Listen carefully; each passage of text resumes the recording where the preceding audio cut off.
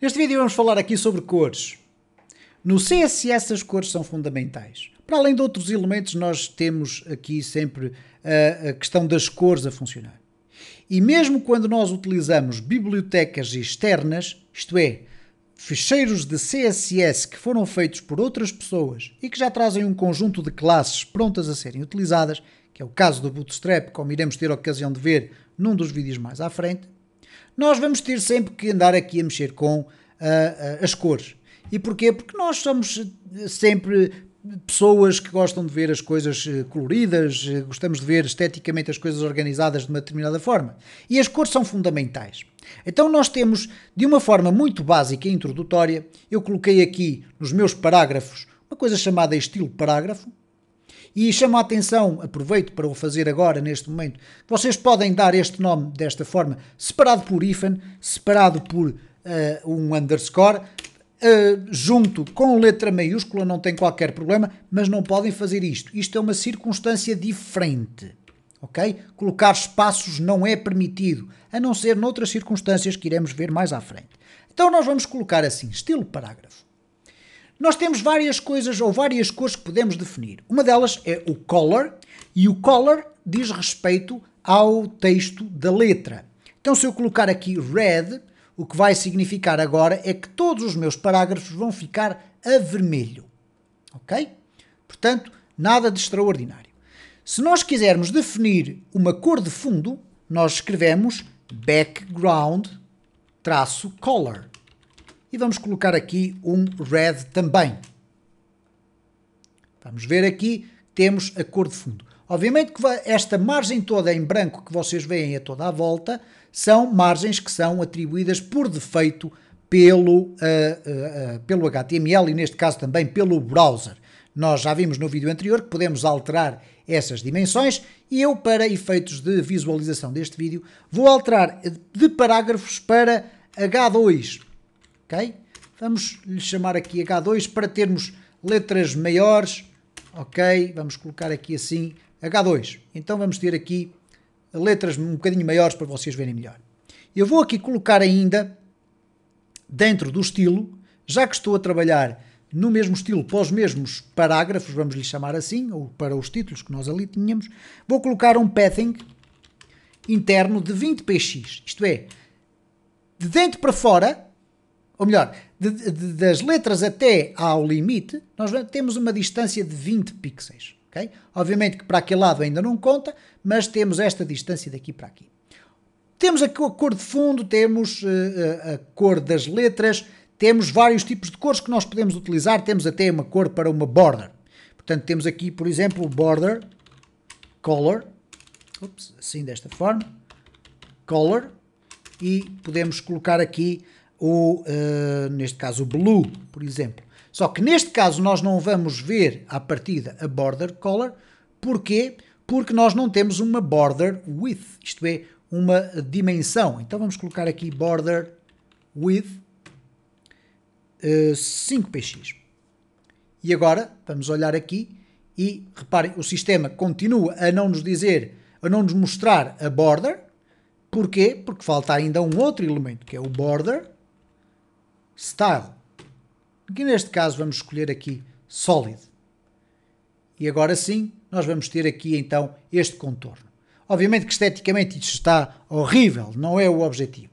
Mas, por exemplo, nós podíamos agora dizer que temos uma cor de fundo vermelha, mas queremos uma cor das letras branca. Então vou colocar aqui color, porque não é text color, é color white, branco. E agora vamos ter aqui as letras brancas. Bom, o que acontece aqui com as cores é uma coisa muito interessante, que é a seguinte. Como podem observar aqui, já existem cores com nome. Se eu colocar aqui color, eu vou poder ver aqui uma vastíssima lista de cores já com o nome atribuído. No entanto, se nós quisermos definir a nossa própria cor, nós podemos fazê-lo de várias formas. Uma delas é utilizando uma função interna do CSS que se chama RGB. RGB, e depois existe o RGBA, que eu também irei explicar, e o RGB basicamente é o quê? É o sistema de red, green e blue.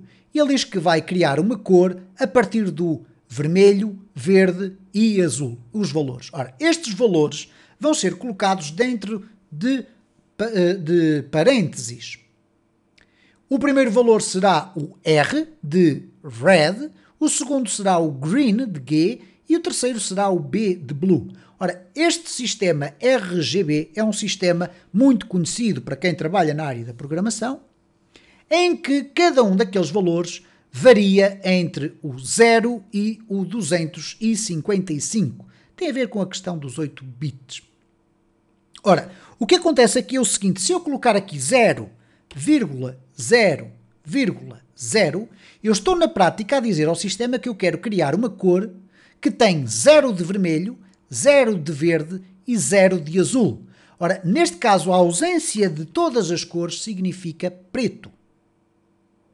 Se eu quisesse ter o vermelho por completo, então eu colocaria aqui 255 no vermelho e passo a ter aqui o vermelho. Se eu quiser, obviamente, ter um verde completo, eu coloco 255 no verde. E se eu quiser o azul, seria exatamente a mesma coisa. Colocaria aqui 255 e teria o azul.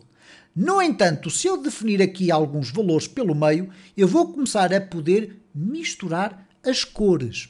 Bom, e fazer esta mistura das cores não é exatamente como fazer a mistura nas cores primárias, as cores reais. Nas cores primárias nós temos qualquer coisa como o magenta, que é o equivalente ao vermelho no RGB, mas não temos o green. O verde não existe nas cores primárias. Temos o amarelo e temos o azul ciano. Estas são as três cores primárias no sistema material das cores, no sistema de pigmentação, de pigmentos. Ora, este sistema não tem esta equiparação aqui. Então vocês perguntar-me, então, mas se eu no sistema de pigmentos misturar o magenta com o amarelo, eu vou ter o laranja.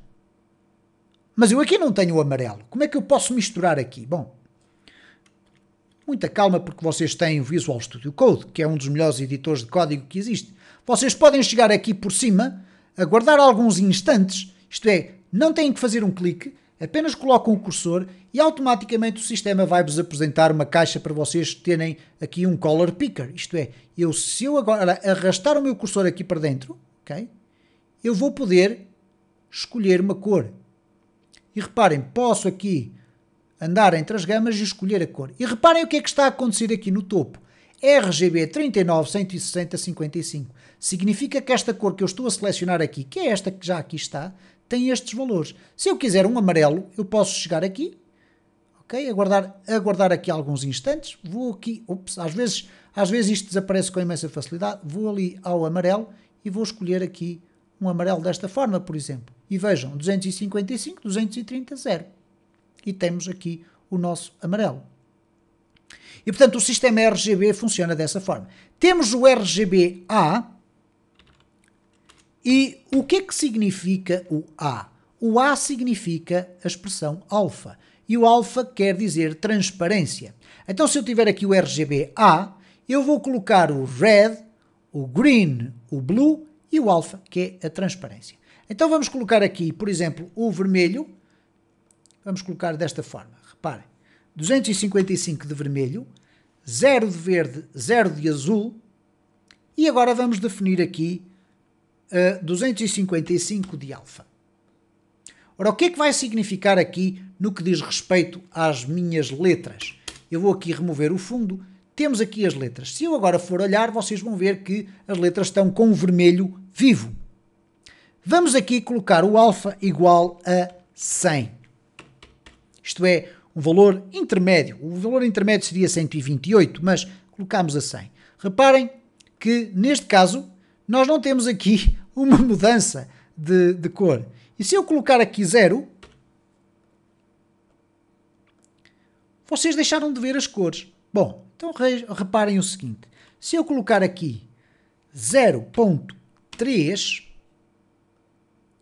nós vamos ter já o vermelho transparente. Ora, o que isto significa dizer é que, enquanto estes valores variam entre 0 e 255, este último valor, que é o alfa, varia entre o 0 e o 1, sendo que 1 é a opacidade total, como vocês podem aqui observar, o 0.5 é 50% da opacidade, ok? E, portanto, quando vocês olham para aqui, isto é o vermelho com metade da opacidade, o que quer dizer que se nós tivéssemos a possibilidade de colocar elementos uns por cima dos outros, eles estariam aqui transparentes uns com os outros, ok? Se tivermos uma imagem de fundo, ela vai ficar transparente, este texto fica transparente por cima dessa imagem, ok? Se nós colocarmos aqui, obviamente, 0.1 significa o equivalente a 10% de opacidade. Okay? 10% de opacidade, porque é 0.1, se eu quiser 30%, vou colocar 0.3 e assim sucessivamente, e portanto vou tendo aqui então as letras mais ou menos visíveis ou mais ou menos transparentes consoante eu mudo aquele RGBA. Há uma outra forma de definirmos as cores que é através do sistema hexadecimal. Então eu vou ter aqui color, continua a ser exatamente a mesma propriedade, eu vou aqui, obviamente, remover isto tudo, teria que fichar ali com o ponto e vírgula, mas vamos comentar isto tudo que aqui está. Então eu vou colocar aqui o cursor nesta linha e vou fazer o Ctrl Til. E o Ctrl Til, no vosso teclado, ok? No caso do meu fica logo imediatamente por cima da tecla Shift do lado direito, ao lado do Return, basicamente. Ele faz um comentário. Se eu fizer novamente Ctrl Til, ele vai tirar o comentário, ok? Então, como é que funciona o sistema RGB? O sistema RGB funciona desta forma, o sistema, neste caso, é hexadecimal. Era isso que eu queria dizer. O sistema hexadecimal é um sistema que permite também definir as cores da seguinte forma. Ele utiliza valores que vão de 0 a 9, 0, 1, 2, 3, 4, 5, 6, 7, 8, 9, e as letras A, B, C, D, E e F. E esta combinação de cores é uma combinação muito interessante, porque, reparem, se eu colocar hexadecimal, isto é, um cardinal, e colocar 00, 00, 00, reparem o que é que eu vou ter. Tenho o preto. Bom, como eu defini aqui hexadecimal, vai acontecer esta coisa interessante, que é, agora, quando eu tentar ir buscar aqui o meu picker de cor, o valor que vai aparecer ali já é o valor em hexadecimal e não em RGB, como vimos há pouco. Então, quando eu vou variando aqui, vocês reparem, vão aparecendo ali os códigos. Ok?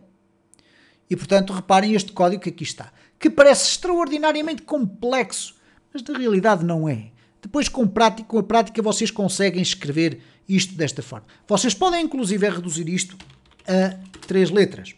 Se eu quiser só o vermelho, eu vou colocar aqui o cardinal, vou colocar aqui F00.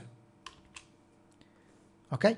O que é que aconteceu? Ele aqui funciona com 2 pares, isto é, o B3 corresponde ao red, o 25 corresponde ao green e o outro 25 corresponde ao blue no sistema RGB. Então aqui, quando eu uso 3 letras ou 3 caracteres, o F corresponde a estes 2 elementos, seria a mesma coisa, é o equivalente a termos isto. 00 e 00. Ok? A mesma cor. O que significa que se eu quiser colocar aqui F0F, eu vou ter este rosa. Eu aqui, para ter o equivalente, teria que alterar estes 2 zeros para 2 Fs. Vocês perguntaram-me, bom, então, mas se nós podemos escrever com 3 letras, porque é que aqui podemos utilizar mais do que uma? Porque eu aqui posso utilizar F1, por exemplo. E a cor é diferente, embora não pareça, mas é. A cor é diferente. Se eu colocar aqui um F1, nós vamos ter aqui uma cor diferente, ok? Então, aparentemente elas parecem iguais, mas de facto não são. É um refinamento muito maior das cores, ok? Então nós temos a possibilidade de dar as cores, dar-lhes um nome, desde que esse nome esteja catalogado, como é o caso que acontece aqui. Podemos utilizar o sistema RGB ou RGBA e podemos utilizar o sistema em hexadecimal. Os sistemas mais comuns são os sistemas hexadecimais, ok? Apesar de que vocês não vão ter, obviamente, que andar a decorar todas as cores, isso seria impossível, mas, teoricamente, vocês com estas combinações que aqui têm, vocês conseguem criar qualquer cor do espectro, ok? E Por agora ficamos aqui relativamente à questão das cores.